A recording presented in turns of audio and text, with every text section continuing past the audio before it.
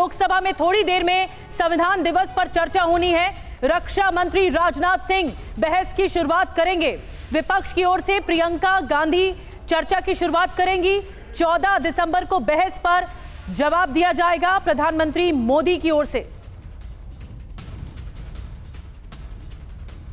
75 साल पूरे हो चुके हैं संविधान को। जब संविधान सभा ने अंगीकार किया था उस बात को 75 साल हो गए हैं। संविधान दिवस हम सबने बीते दिनों मनाया है और अब संविधान पर ऐतिहासिक चर्चा का आज दिन है। आज चर्चा की शुरुआत होगी। कल प्रधानमंत्री नरेंद्र मोदी का जवाब आएगा और लेकिन इससे पहले राज्यसभा में आज खूब हंगामा हुआ। विपक्षी सांसदों के हंगामे पर सभापति धनखड़ नाराज हुए। सबसे पहले आपको यह सुनाते हैं।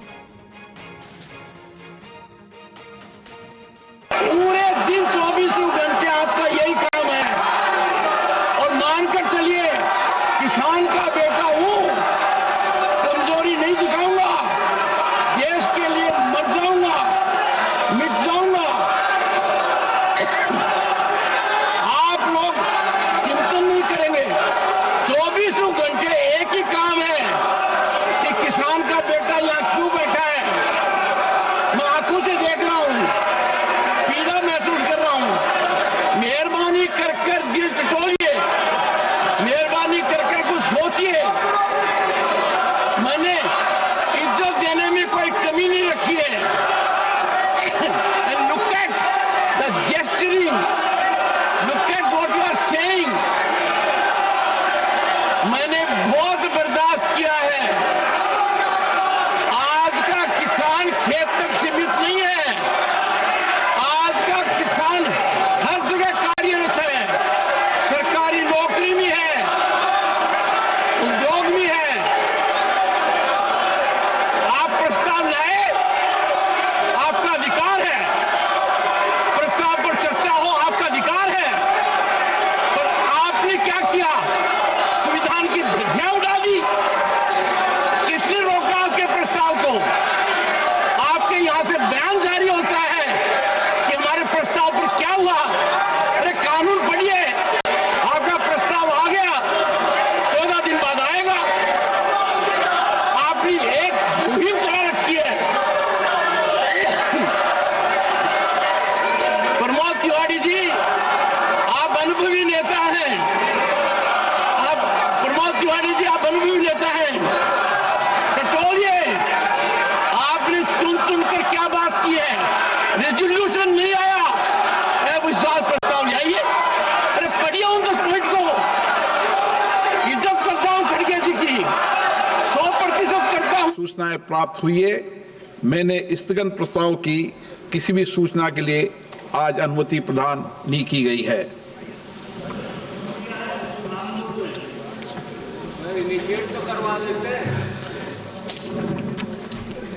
सभा पटल पर रखे जाने वाले पत्र। आइटम नंबर 2, माननीय Shri Arjun Ram Meghwal ji. Honorable Chairperson, sir, with your kind permission, I rise to lay the papers on the table of the House mentioned against my name pertaining to the Ministry of Law and Justice at serial number 2 in today's revised list of business. Thank you. Item number 3, Shri Pratap Rao Jagab ji. माननीय अध्यक्ष जी, आज की संशोधित कार्यसूची में मेरे नाम के सामने उल्लिखित कागजात को मैं सदन के पटल पर प्रस्तुत करता हूं। Item number 4, Shrimati Anupriya Patel ji. Chairman, sir, with your permission, I rise to lay on the table of the House papers listed against my name at serial number 4 in the revised list of business for today. Item number 5, Shri Arjun Ram Meghwal जी।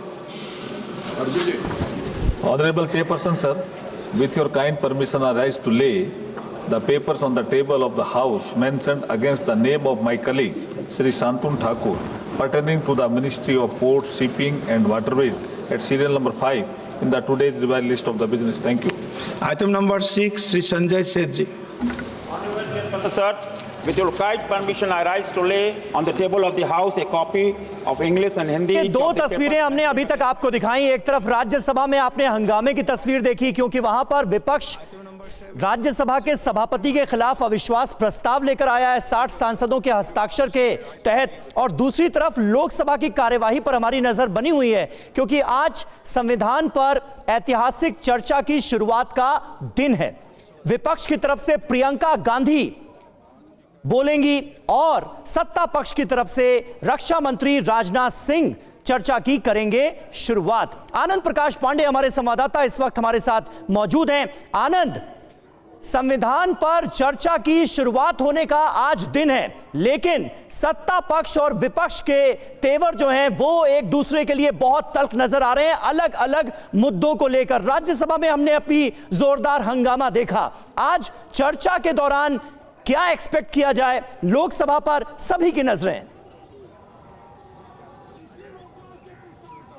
बिल्कुल, राज्यसभा में जो हंगामा हुआ वो आपने देखा है, और जिस तरह से जगदीप धनखड़ जो कि सभापति हैं उन्होंने कहा कि मैंने अब बहुत बर्दाश्त कर लिया, अब मैं और बर्दाश्त नहीं करूंगा, मैं किसान का बेटा हूं, झुकूंगा नहीं। जिसको लेकर जो राज्यसभा में विपक्ष भी था, लामबंद था, उसने जोरदार नारेबाजी की और विपक्ष ने ये कहा कि हम यहाँ पे सिर्फ आपकी तारीफ सुनने के लिए नहीं बैठे, जिसके बाद उसको सोमवार तक के लिए स्थगित कर दिया गया। और जाहिर तौर पर सबकी नजरें आज लोकसभा पे है, जहाँ पे संविधान को अंगीकार करने के 75 साल पूरे होने पर आज सदन में चर्चा शुरू होगी, और इसकी शुरुआत बीजेपी की तरफ से राजनाथ सिंह करेंगे। और जाहिर तौर पे विपक्ष लगातार ये मांग कर रहा था कि संविधान पर चर्चा कराई जाए, क्योंकि विपक्ष का ये आरोप था कि देश में संविधान पे खतरा है और जगह जगह पे अल्पसंख्यक हो, दलित हो, उनका उत्पीड़न हो रहा है और सरकार जो है कुछ कदम नहीं उठा रही है। तो ऐसे में सरकार को भी, सत्ता पक्ष को भी एक मौका मिल गया है कि विपक्ष को आईना दिखाने का। और जैसा कि हमने बताया कि जैसे चर्चा की शुरुआत होगी तो तमाम बातें सरकार की तरफ से रखी जाएंगी, बीजेपी की तरफ से रखी जाएंगी कि किस तरह से जो बाबा साहब अम्बेडकर जिन्होंने संविधान बनाया उनको लेकर कांग्रेस ने उनको कभी भारत रत्न नहीं दिया, उनका विरोध किया। जब चुनाव में खड़े हुए तो कांग्रेस ने उनके खिलाफ कैंडिडेट खड़ा किया।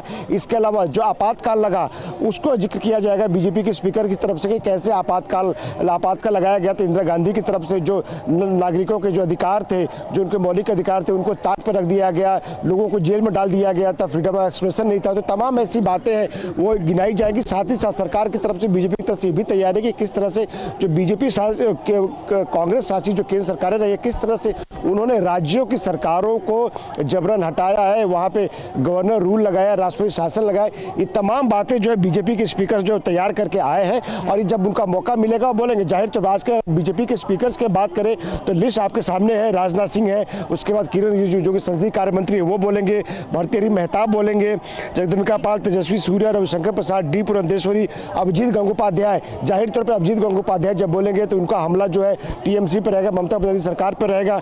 इसके अलावा पीपी चौधरी, अपराजिता सारंगी। तो बीजेपी ने आज की जो अपने स्पीकर्स की लिस्ट तैयार की है, बड़े सोच समझ कर तैयार की है कि वो जब अपनी स्पीच देंगे संविधान के ऊपर तो एक एक करके कांग्रेस पे हो, टीएमसी पे, उन पे हमले बोलेंगे। कैसे इनकी राज्य सरकार रही हो या केंद्र सरकार रही हो, कैसे इन्होंने संविधान पे हमले किए हैं और लोगों के अधिकारों को, नागरिक सुरक्षा के जो अधिकार है उसको ताक पे रखा है। बिल्कुल आनंद, बड़ी बात है। और स्पीकर्स की आपने लिस्ट बताई कि आज कौन सदन में बोलने वाला है, इस पर नजर रहेगी बीजेपी के नेताओं की ओर से, एनडीए के नेताओं की ओर से। लेकिन जो विपक्ष की तैयारी है वो भी बड़ी है। आपको याद होगा सदन में जब प्रियंका गांधी ने सांसद पद की शपथ ली थी तो संविधान की प्रति उनके हाथ में थी। अब संविधान पर कैसे क्या टिप्पणी रखी जाती है, चर्चा क्या होती है, देखने वाली बात होगी। संविधान पर चर्चा की शुरुआत बस होने ही वाली है। इससे पहले अखिलेश यादव और गिरिराज सिंह का क्या कुछ कहना, आपको सुनवाते हैं। संविधान केवल पॉकेट में संविधान लेने का चीज नहीं है, बल्कि संविधान को व्यवहार में लाने की जरूरत है। पीडीए के लोगों की जिम्मेदारी बनती है कि संविधान को बचाएं। लोकतंत्र में और खासकर उत्तर प्रदेश में हम लोगों ने समय समय पे देखा है कि किस तरीके से भेदभाव हुआ है, भेदभाव का सामना किया है। जब न्याय मिलना चाहिए तो न्याय नहीं मिल रहा है। मैंने आपसे कहा कि न्याय और समानता और जो लक्ष्य था आज़ादी का कि सब गैर बराबरी खत्म हो, आज 75 वर्ष के बाद हमें ये सोचना पड़ेगा कि गैर बराबरी बढ़ी है कि कम हुई है। जिस तरह के सबसे पहले आज जो है संसद पर हुए हमले की हम सभी जानते हैं बरसी है, तो मैं इस लोकतंत्र के मंदिर की रक्षा करने वाले अपने सारे शहीद सुरक्षा कर्मियों के प्रति अपनी हार्दिक श्रद्धांजलि अर्पित करता हूँ, जिन्होंने की संसद की सुरक्षा में अपने प्राणों की आहुति दी है। अध्यक्ष महोदय, सबसे पहले मैं आपको धन्यवाद भी देना चाहता हूं कि आपने मुझे इस सदन में भारतीय संविधान के 75 वर्ष की यात्रा पूरी होने पर आयोजित इस चर्चा में भाग लेने का अवसर दिया है। हम सब सौभाग्यशाली हैं कि हम भारतीय संविधान के अमृत महोत्सव के अध्यक्ष महोदय हम साक्षी बन रहे हैं। अध्यक्ष महोदय, 75 वर्ष पहले संविधान सभा ने न्यूली इंडिपेंडेंट इंडिया के लिए संविधान निर्माण का महान कार्य संपन्न किया था। लगभग 3 वर्षों के रिगरस डिबेट एंड डेलिब्रेशन के परिणाम स्वरूप हमें हमारा संविधान मिला है। अध्यक्ष महोदय, संविधान सभा ने जो संविधान तैयार किया था वह केवल एक कानूनी दस्तावेज नहीं था, बल्कि जन आकांक्षाओं का वह प्रतिबिंब था और उन्हें पूरा करने का वह माध्यम भी था। It was an expression of the general will of the people. कई सदियों के बाद एक बार फिर से अध्यक्ष महोदय, भारत की तकदीर भारत के लोगों के हाथों में थी। स्वराज का जो सपना भारत के स्वतंत्रता सेनानियों और आम भारतीयों ने देखा था वह पूरा हो चुका था। अध्यक्ष महोदय, हम भारत के लोगों ने 26 नवंबर 1949 के दिन संविधान को अपनाया था, अधिनियमित किया था और उसे राष्ट्र को समर्पित किया था। यह वह दिन था जब भारत के लोग प्रजा से नागरिक बने थे अध्यक्ष महोदय, और ऐसे नागरिक जिनके अपने मौलिक अधिकार थे और उनके पास एक भारतीय नागरिक होने का गौरव भी था। ऐसे नागरिक जो अपनी सरकार को चुन सकते थे और चुन ही नहीं सकते थे अध्यक्ष महोदय, सरकारों को बदल सकते थे। अब देश में राजा रानी का शासन नहीं था, राजतंत्र नहीं था और न तो ब्रिटिश तंत्र था, बल्कि जनता का शासन था और लोकतंत्र था। अध्यक्ष महोदय, मैं अपनी बात को आगे बढ़ाने से पहले संविधान को अंगीकार करने के 75 वर्ष पूरे होने के उपलक्ष्य में इस सदन और समस्त देशवासियों को हार्दिक बधाई देता हूं। अध्यक्ष महोदय, साथ ही भारत की आज़ादी और भारत के संविधान के निर्माण से जुड़े सभी महानुभावों के प्रति कृतज्ञता भी व्यक्त करता हूं और उन सभी को शीश झुकाकर नमन करता हूं। अध्यक्ष महोदय, हमारा संविधान सार्वभौम है, हमारा संविधान सर्वसक्षम है। हमारे संविधान की सार्वभौमिकता और सर्वसक्षमता का अंदाजा इसी बात से लगाया जा सकता है, जहां एक ओर हमारा संविधान स्टेट यानी राज्य की जिम्मेदारियों को विस्तृत रूप से सूचीबद्ध करता है, वहीं नागरिकों को उनके संवैधानिक और मौलिक अधिकार भी प्रदान करता है। अगर एक लाइन में मुझे कहना हो तो मैं कह सकता हूं कि हमारा संविधान सामाजिक, आर्थिक, राजनीतिक और सांस्कृतिक जीवन के सभी पहलुओं को छूते हुए राष्ट्र निर्माण का यह मार्ग प्रशस्त करता है। अध्यक्ष महोदय, साथ ही लोगों के लिए मॉरल ट्रेजेक्ट्री यानी नैतिक मार्ग भी बनाता है। इसी प्रकार हमारा संविधान जहां एक और कोऑपरेटिव फेडरलिज्म सुनिश्चित करता है, वहीं राष्ट्र की एकता को सुनिश्चित करने पर भी बल देता है। हमारा संविधान लेजिस्लेचर, एग्जीक्यूटिव और जुडिशरी को नागरिकों के हितों के लिए मिलजुल कर काम करने की शक्ति भी प्रदान करता है।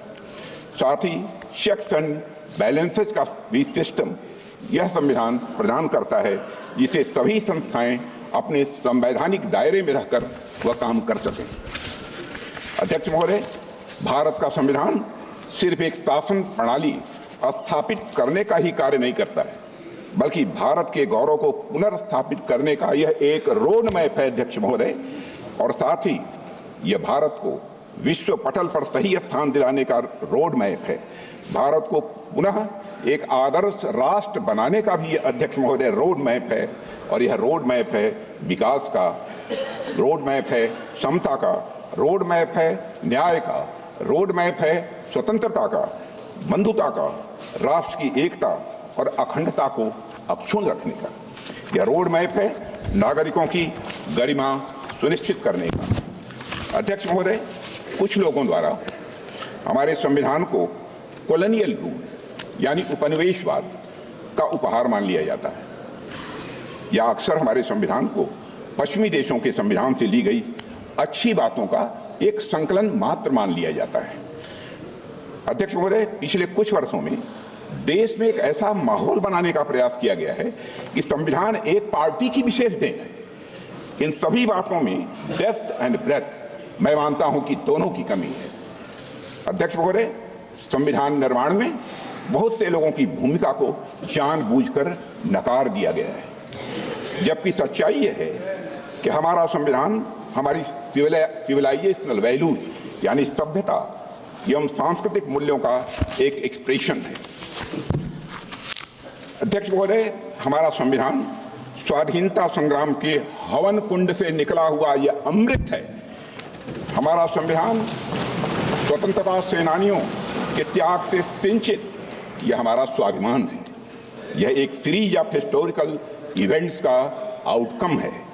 स्वतंत्र भारत का संविधान कैसा होगा, इस बात पर स्वतंत्रता संग्राम के दौरान कई संस्थाओं और विभूतियों ने अपने विचार प्रस्तुत किए थे, जिनमें से बहुत से लोग संविधान सभा के सदस्य नहीं थे, लेकिन उनके विचारों ने भारत के संविधान के निर्माण में बहुत ही महत्वपूर्ण भूमिका निभाई है और बहुत बड़ा उनका योगदान है।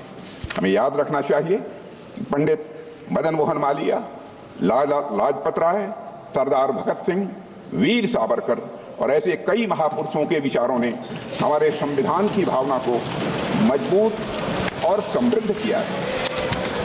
अध्यक्ष महोदय,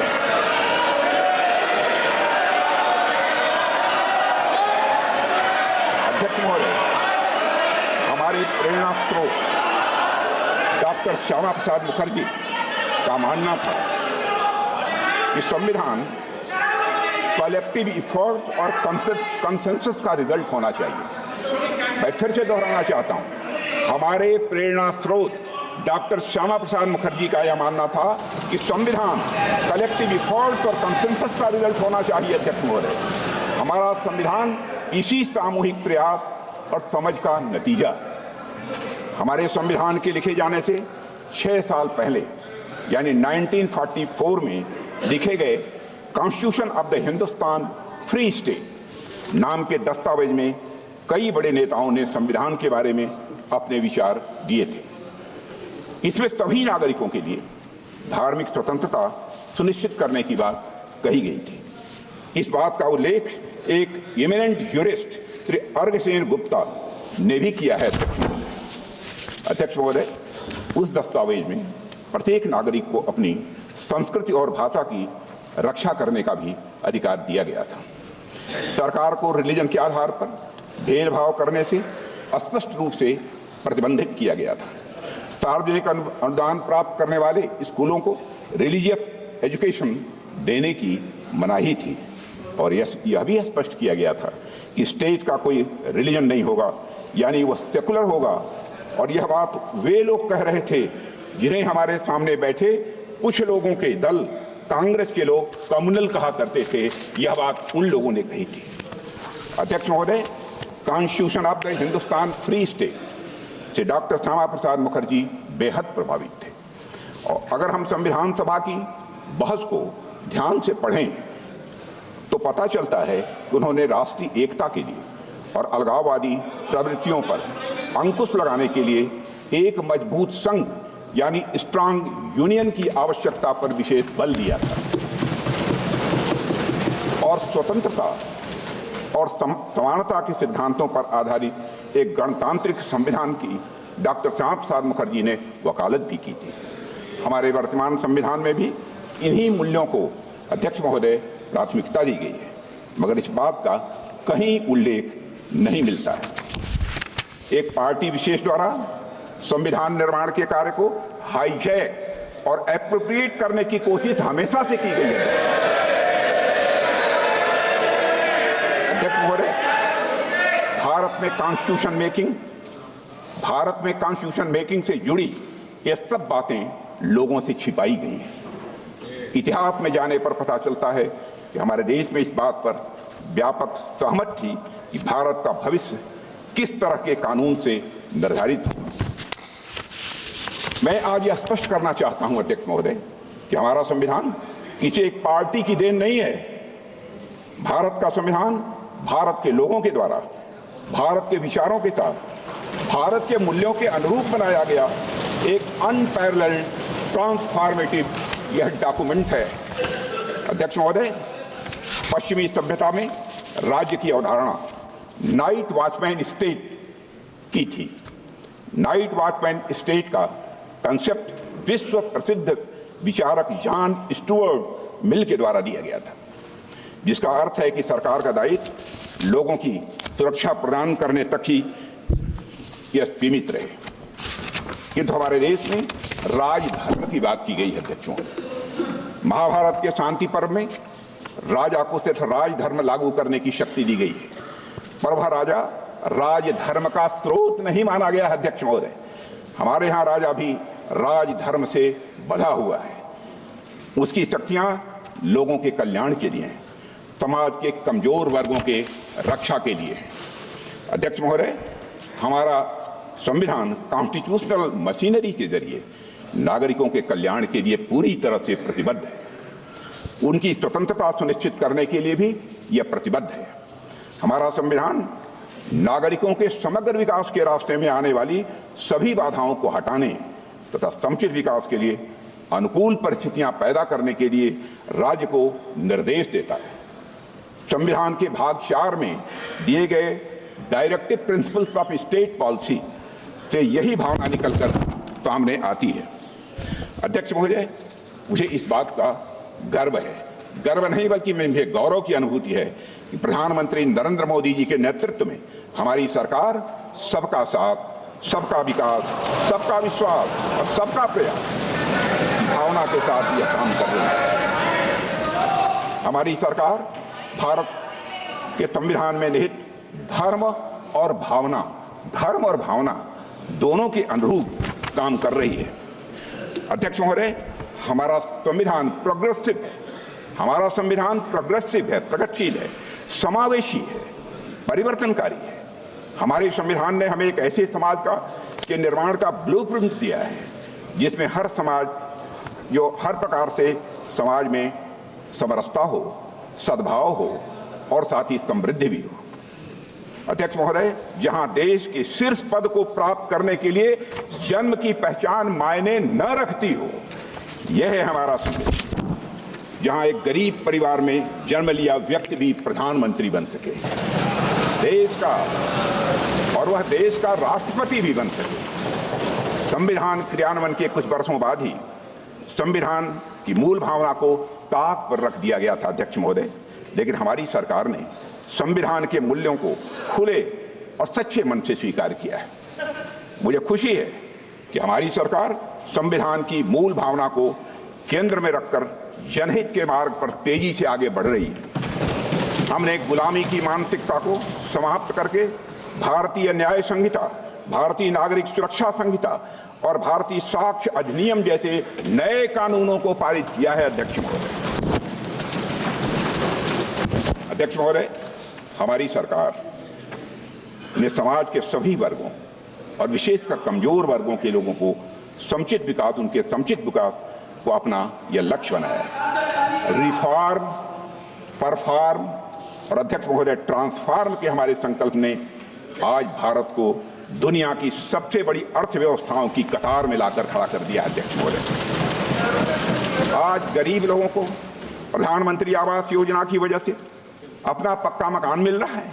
प्रधानमंत्री जन आरोग्य योजना के अंतर्गत गरीबों को मुफ्त इलाज मिल रहा है। प्रधानमंत्री गरीब कल्याण अन्न योजना के माध्यम से 80 करोड़ गरीबों को मुफ्त राशन की सुविधा दी जा रही है। हर घर में नल से जल पहुंच रहा है, हर घर में शौचालय बन रहे हैं। अध्यक्ष महोदय, हमारे देश में लगभग आधी आबादी महिलाओं की है। महिला सशक्तिकरण की दिशा में हमारी सरकार हर संभव प्रयास कर रही है। सामाजिक न्याय के संवैधानिक आदर्शों के अनुरूप विमेन डेवलपमेंट के साथ विमेन लेड डेवलपमेंट को सुनिश्चित करने के लिए हमने नारी शक्ति बंधन अधिनियम भी पास किया है और इससे राजनीतिक क्षेत्र की महिलाओं का प्रतिनिधित्व बढ़ेगा तथा उनका सशक्तिकरण भी यह सुनिश्चित होगा। इसी सोच के तहत अध्यक्ष महोदय, हमारी सरकार ने वर्ष 2018 में राष्ट्रीय पिछड़ा आयोग को संवैधानिक दर्जा दिया है, पहली बार आजाद भारत के इतिहास में। आर्थिक रूप से कमजोर वर्गों की उन्नति के लिए साल 2019 में संविधान संशोधन किया गया है।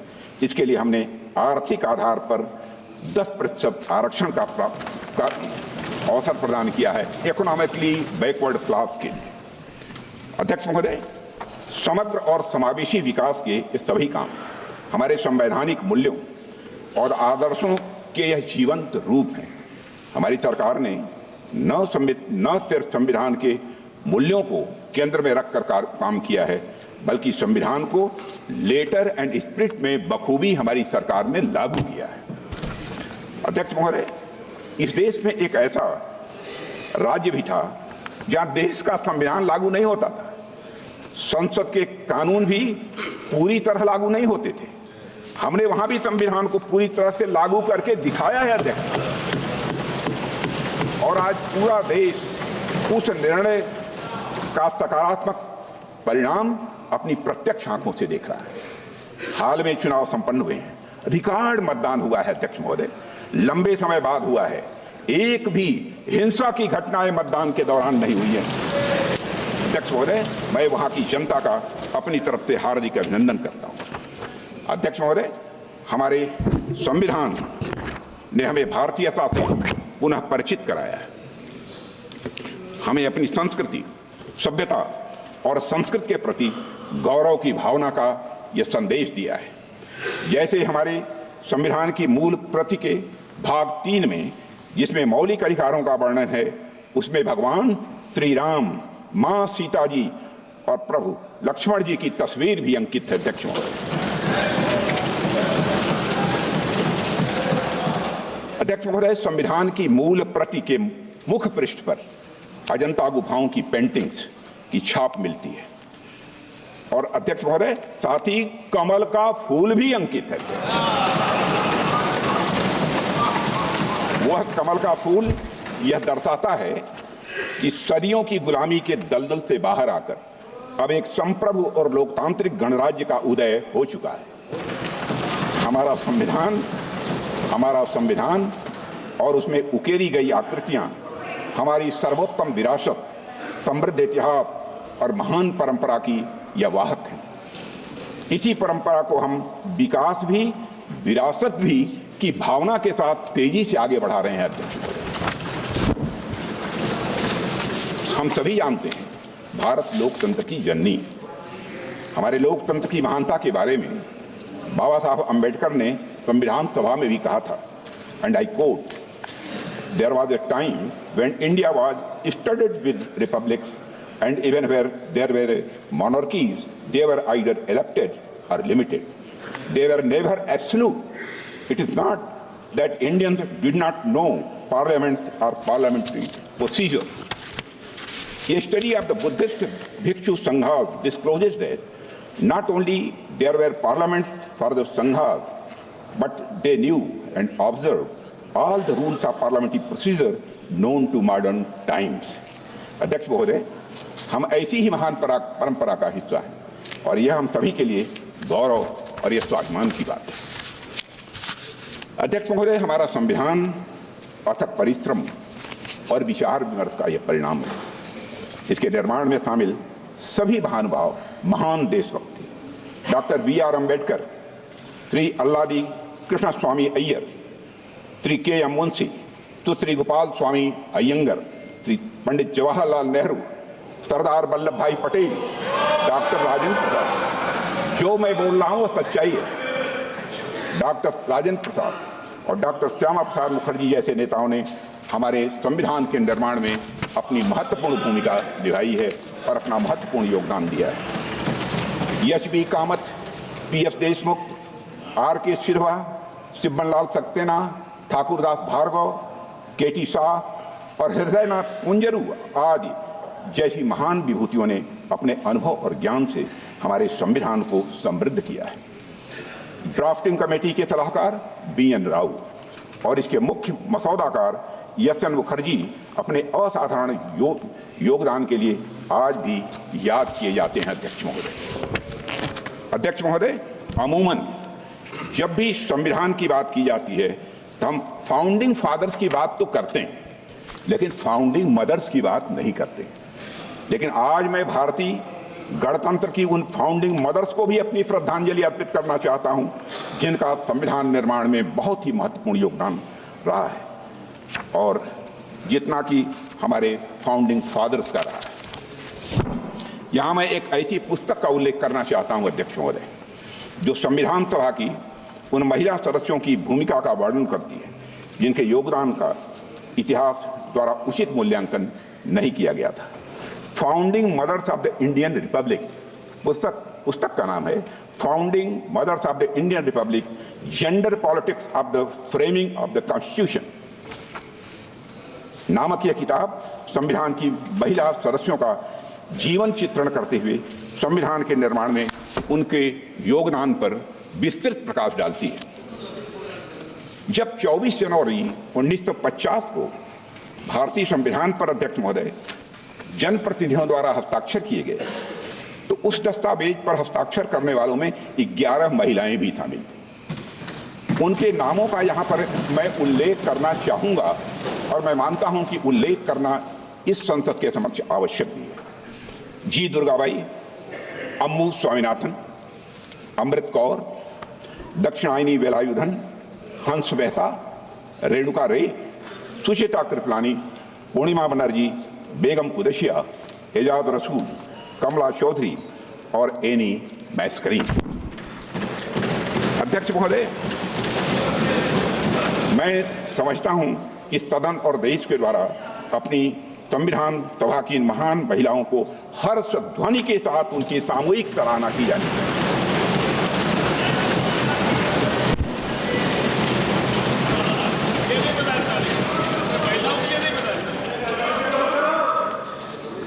अध्यक्ष महोदय, भारत का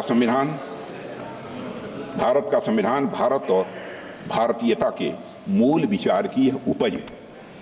भारतीय संविधान का संविधान निर्माण और लोकतंत्र के वैश्विक इतिहास में एक महत्वपूर्ण घटना और एक अनूठा अनुभव भी है। अध्यक्ष महोदय, जब अन्य एशियाई और अफ्रीकी देश उपनिवेशवाद से मुक्त हुए थे, तो उनका संविधान कॉलोनियल रूलर्स का एक पार्टिंग गिफ्ट था। इसके विपरीत भारतीयों ने अपना संविधान अपने लिए खुद रचा है। यह हम सबके लिए गौरव की बात है। अध्यक्ष महोदय, कई पोस्ट कॉलोनियल डेमोक्रेसीज और उनके संविधान ज्यादा लंबे समय तक टिक नहीं पाए, लेकिन भारतीय संविधान तमाम ऑनस्लॉट्स और चैलेंजेस के बावजूद बिना अपनी मूल भावना को खोए दुनिया के सबसे बड़े लोकतंत्र को बनाए रखने में महत्वपूर्ण भूमिका निरंतर निभा रहा है। अध्यक्ष महोदय, मैं मानता हूं कि इसकी बड़ी वजह है भारतीय समाज में लोकतांत्रिक मूल्यों के प्रति प्रतिबद्धता, न्यायविधि और संविधान के प्रति आदर और सम्मान का भाव। और आज जब हम संविधान के 75 वर्ष पूरे होने का अमृत महोत्सव मना रहे हैं, तो मैं इस अवसर पर संविधान की भावना की रक्षा सुनिश्चित करने में सर्वोच्च न्यायालय की भूमिका की भी मैं सराहना करना चाहता हूं। अध्यक्ष, संविधान के कस्टोडियन और इंटरप्रेटर के रूप में सुप्रीम कोर्ट की भूमिका को सहज रूप से हम सब स्वीकार करते हैं। अध्यक्ष महोदय, और अध्यक्ष महोदय, आज संविधान की रक्षा करने की बात की जा रही है। अध्यक्ष महोदय, आज संविधान की रक्षा करने की बात की जा रही है। यह हम सभी का कर्तव्य है। और अध्यक्ष महोदय, लेकिन हमें यह भी समझने की जरूरत है कि किसने संविधान का सम्मान किया है और किसने संविधान का अपमान किया है।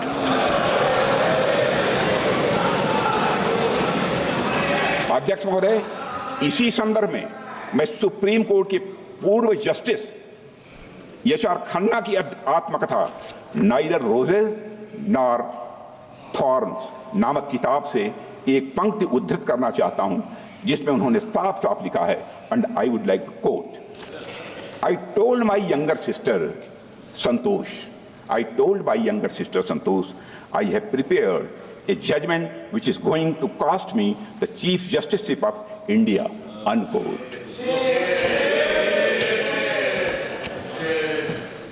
1976 की में घटना घटी मैं 1976 में घटी इसी घटना और इन लाइनों का संदर्भ आप में से अधिकांश लोग जानते होंगे। Justice H R. खन्ना ने ADM Jabalpur versus Shivkant Shukla case में तब की कांग्रेस सरकार के खिलाफ डिसेंटिंग जजमेंट दिया था। अध्यक्ष महोदय, जस्टिस खन्ना यह स्वीकार करने के लिए तैयार नहीं थे कि किसी भी हालत में सरकार द्वारा किसी नागरिक से उसके जीने का हक और अदालत में न्याय मांगने का अधिकार यह छीन लिया गया। अपने डिसेंटिंग जजमेंट के लिए जस्टिस खन्ना को क्या कीमत चुकानी पड़ी, यह बात भारतीय लोकतंत्र के सबसे काले अध्याय के पन्नों में अंकित है। अध्यक्ष महोदय, इसी तरह वर्ष 1973 में भी सभी संवैधानिक मूल्यों को ताक पर रखकर तब की कांग्रेस सरकार ने justice J.M.. Shelar, KS. Hegde और ए.एन. ग्रोवर को सुपरसीड करके सीनियरिटी में चौथे नंबर के जज को भारत का मुख्य न्यायाधीश बना दिया। अध्यक्ष महोदय, इन तीनों जजों का सिर्फ एक अपराध था कि वे तीन लोग सरकार के सामने नहीं झुके। उन तीनों जजों ने एक तानाशाह सरकार की शक्तियों को संवैधानिक दायरे में बांधने की पूरी कोशिश। अध्यक्ष महोदय, यहां मैं एक महत्वपूर्ण बात जोड़ना चाहता हूं कि यह किसी व्यक्ति पर हमला नहीं था, यह सिर्फ किसी व्यक्ति विशेष के अधिकारों का हनन नहीं था, बल्कि यह संविधान पर हमला था। यह हमारे संविधान को सबवर्ट करने का एक महापाप था। अध्यक्ष महोदय, और मुझे हैरानी होती है कि आज इस कृत्य को अंजाम देने वाली पार्टी संविधान के संरक्षण की बात करती है। अध्यक्ष महोदय, मैं इस सदन में यह कहना चाहता हूं कि कांग्रेस के मित्रों ने अनेक मौके पर संविधान और संवैधानिक भावनाओं का निरादर किया है। उन्हें कभी भी संस्थानों यानी इंस्टीट्यूशंस की इंडिपेंडेंस और ऑटोनॉमी हजम नहीं हुई। अध्यक्ष महोदय, उन्होंने हमेशा एक कमिटेड जुडिशरी, कमिटेड ब्यूरोक्रेसी और कमिटेड इंस्टीट्यूशन बनाने का काम किया। अध्यक्ष महोदय, कांग्रेस पार्टी ने हमेशा संविधान को राजनीतिक हित साधने का एक माध्यम बनाया और उसकी मूल भावना को तहस नहस करने का कांग्रेस ने काम किया है। अध्यक्ष महोदय, उनके मुंह से संविधान की रक्षा जैसी बातें मैं समझता हूं शोभा नहीं देती। अध्यक्ष महोदय, आज मैं देखता हूं कि विपक्ष के कई नेता संविधान की प्रति अपनी जेब में रखकर घूमते हैं। असल में उन्होंने बचपन से ही यही सीखा है। उन्होंने पीढ़ियों से अपने परिवार में संविधान को जेब में ही रखे दिया।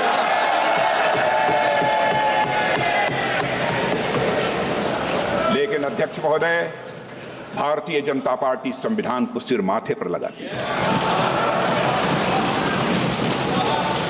हमारा कमिटमेंट संविधान के प्रति पूरी तरह से साफ है। हमने कभी भी किसी इंस्टीट्यूशन की इंडिपेंडेंस और ऑटोनॉमी के साथ खिलवाड़ नहीं किया। एक भी कोई ऐसी मिसाल नहीं मिली। संविधान के मूल्य हमारे लिए कहने या दिखाने भर की बात नहीं है। अध्यक्ष महोदय, कहने या दिखाने भर की यह बात नहीं है। संविधान के मूल्य, संविधान के द्वारा दिखाया गया मार्ग, संविधान के सिद्धांत हमारे मन में, वचन में, कर्म में हर जगह दिखाई पड़ेंगे। अध्यक्ष महोदय, हमारे संविधान निर्माताओं ने हमें एक लिविंग डॉक्यूमेंट दिया है। अध्यक्ष महोदय, जो युगानुकूल परिवर्तन की जरूरत के साथ तेजी से आगे बढ़ रहा है। बाबा साहब अम्बेडकर से अन्य संविधान निर्माताओं ने भी यह माना था कि संविधान भविष्य की सभी संभावनाओं को नहीं भांप सकता है, इसलिए उन्होंने आने वाली पीढ़ियों को उसमें संशोधन करने का भी अधिकार दिया था। प्रधानमंत्री श्री नरेंद्र मोदी जी के नेतृत्व में हमारी सरकार ने पिछले 10 वर्षों में जो भी संवैधानिक संशोधन किए हैं, मैं दावे के साथ कह सकता हूं, उन सभी का उद्देश्य सिर्फ और सिर्फ संवैधानिक मूल्यों को सशक्त करना था। अध्यक्ष महोदय, सामाजिक कल्याण था। अध्यक्ष महोदय, लोगों का सशक्तिकरण था। अध्यक्ष महोदय, हमने अनुच्छेद 370 को निरस्त किया ताकि भारत की अखंडता सुनिश्चित हो। नारी शक्ति बंधन अधिनियम से महिलाओं के सामाजिक व आर्थिक सशक्तिकरण का मार्ग हमने प्रशस्त किया है। आर्थिक रूप से कमजोर वर्ग के लिए 10% आरक्षण भी सामाजिक न्याय की यह भावना से ही प्रेरित था अध्यक्ष महोदय। और अध्यक्ष महोदय, 70 वर्षों से हमारा पुराना टैक्सेशन सिस्टम करोड़ों उद्यमियों के लिए तो एक समस्या था ही, यह देश की एकता में भी बाधक था। हमने जीएसटी कानून बनाया। यह कार्य फेडरलिज्म के संवैधानिक सिद्धांत को कायम रखते हुए सभी को साथ लेकर चलने की हमारे प्रयास को यह दर्शाता है। अब जीएसटी काउंसिल में राज्यों की सहमति से अध्यक्ष महोदय, जीएसटी काउंसिल में राज्यों की सहमति से टैक्स दरें निर्धारित की जाती हैं। इसमें ease of doing business ranking में सुधार हुआ है। लोगों का जीवन अध्यक्ष महोदय यह आसान हुआ है। अध्यक्ष महोदय, जीएसटी काउंसिल के माध्यम से हमने कोऑपरेटिव फेडरलिज्म को मजबूत किया है। इस बात को सुप्रीम कोर्ट ने अपने फैसले में भी स्वीकार किया है। भारत के पूर्व मुख्य न्यायाधीश जस्टिस डी.वाई. चंद्रचूड़ ने इस कानून की प्रशंसा करते हुए कहा था, the amendment in the constitution to reflect and embody the GST is to my mind a classical example of the collaborative cooperative federalism. अध्यक्ष महोदय, डॉक्टर श्यामा प्रसाद मुखर्जी ने कहा था, the constitution is not just a set of rules, it is the spirit of India seeking its destiny. मुझे कहते हुए हर्ष अध्यक्ष महोदय, भारतीय जनता पार्टी ने हमेशा बाबा साहब भीमराव अंबेडकर और संविधान सभा की भावनाओं के प्रति पूरी तरह से निष्ठा रखते हुए संविधान को एक गाइडिंग प्रिंसिपल मानकर काम किया है। अध्यक्ष महोदय, कांग्रेस की तरह हमने संविधान को कभी राजनीतिक हित साधने का जरिया नहीं बनाया है। मैं दावे के साथ इस बात को कह सकता हूं। हमने संविधान को जिया है। हमने सजग और सच्चे सिपाही की तरह संविधान के खिलाफ की जा रही साजिशों का सामना किया अध्यक्ष, और उसकी रक्षा के लिए बड़े से बड़े कष्ट भी हमने उठाए। 2003 में जब श्रद्धेय अटल बिहारी वाजपेयी जी प्रधानमंत्री थे, तब हमने सुशासन को मजबूत करने के लिए 91वें संशोधन में मिनिमम गवर्नमेंट और मैक्सिमम गवर्नेंस की भावना से मंत्रिपरिषद के आकार को सीमित कर दिया था। इस संशोधन ने दल विरोधी कानून के तहत जरूरी बदलाव भी किए थे, ताकि भ्रष्टाचार पर लगाम लगाई जा सके और राजनीतिक स्थिरता को बढ़ावा मिले। अध्यक्ष महोदय, आप आजाद भारत का इतिहास देख लीजिए। कांग्रेस ने सिर्फ संविधान संशोधन ही नहीं किया है, बल्कि मेरा आरोप है दुर्भावना के साथ साथ धीरे धीरे संविधान को बदलने का प्रयास किया। पंडित जवाहरलाल जी नेहरू जब प्रधानमंत्री थे तो लगभग 17 बार संविधान में बदलाव किया गया। श्रीमती इंदिरा गांधी जी के समय पर लगभग 28 बार संविधान में बदलाव किया गया। श्री राजीव गांधी के समय पर लगभग 10 बार संविधान में बदलाव किया गया। मनमोहन सिंह जी के समय लगभग 7 बार संविधान में बदलाव किया गया। कांग्रेस सरकारों द्वारा किए गए अधिकांश संवैधानिक संशोधन या तो विरोधियों और आलोचकों को चुप कराने के लिए किए गए, या तो गलत नीतियों को लागू करने के लिए किए गए। अध्यक्ष महोदय, आप पहले संविधान संशोधन को ही ले लीजिए। आप पहले संविधान संशोधन को ही ले लीजिए। साल 1950 में प्रेस में कांग्रेस सरकार की गलत नीतियों की आलोचना हो रही थी। हमारे प्रेस के मित्र भी सुन रहे होंगे। ऐसे में तब की कांग्रेस की सरकार ने आरएसएस के साप्ताहिक प्रकाशन ऑर्गेनाइजर और मद्रास से निकलने वाली पत्रिका क्रॉस रोड्स को प्रतिबंधित कर दिया था। और इसका विरोध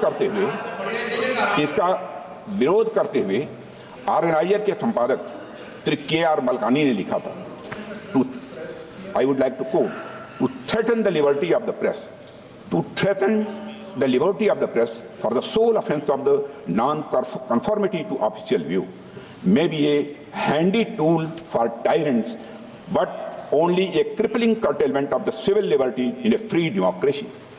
A government can always learn more bona fide criticism of the independent thinking citizen than the fulsome flattery of the sultans. sultans का मतलब चापलूस होता है। अखिल अध्यक्ष महोदय, मलकानी जी और आरएसएस ने, राष्ट्रीय स्वयंसेवक संघ ने सरकार के आदेश को सुप्रीम कोर्ट में चुनौती दी और सुप्रीम कोर्ट ने सेंसरशिप आदेश को रद्द कर दिया। और सरकार के निर्णय को असंवैधानिक घोषित कर दिया था। अध्यक्ष महोदय, आज संविधान का राग अलापने वाली कांग्रेस पार्टी ने सुप्रीम कोर्ट के आदेश का सम्मान करने की जगह मई 1951 में ही संवैधानिक संशोधन करके नागरिकों के freedom of speech and expression को कुचल दिया था। देश में पहला आम चुनाव भी नहीं हुआ था, कांग्रेस के पास कोई जनादेश भी नहीं था, लेकिन हड़बड़ी में पहला संविधान संशोधन कर दिया गया जिससे आलोचकों को चुप किया जा सके और अभिव्यक्ति की आजादी को कुचला जा सके। अध्यक्ष महोदय, हम सभी जानते हैं कि संविधान निर्माण में बाबा साहब अम्बेडकर की अग्रणी भूमिका थी, लेकिन बहुत कम लोग यह जानते हैं कि संविधान लागू होने के बाद कांग्रेस सरकार द्वारा मौलिक अधिकारों को कमजोर करने के प्रयासों के खिलाफ बाबा साहब हमेशा लड़ते रहे। जब कांग्रेस सरकार ने 1954 में संविधान में चौथा संशोधन लाकर मौलिक अधिकारों को कमजोर करने की कोशिश की तो बाबा साहब अम्बेडकर ने इसके खिलाफ कहा था।